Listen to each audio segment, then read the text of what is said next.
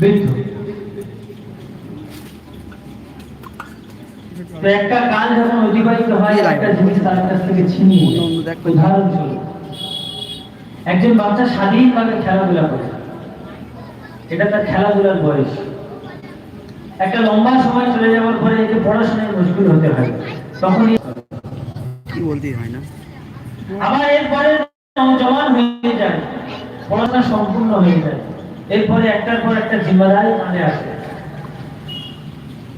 বয়সের সাথে সাথে কাঁধের উপর জিম্মাদারি বেড়ে যায়, আফসোস করে। নওজওয়ান আছে, জওয়ানির জোশ আছে, পাওয়ার আছে, তাকত আছে,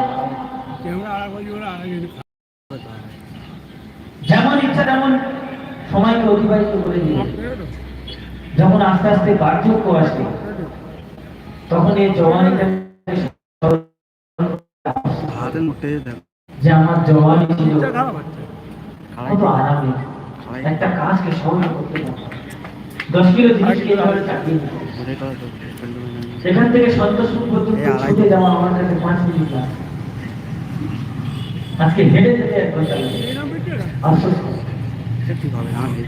এই জন্য আল্লামা ইকবাল বলেছেন, तुझे पहले बचपन ने बरसों खिलाया, जवानी ने फिर तुझको मजनू बनाया, बुढ़ापे ने फिर आके क्या क्या सताया, अजब तेरा कर दी बिल्कुल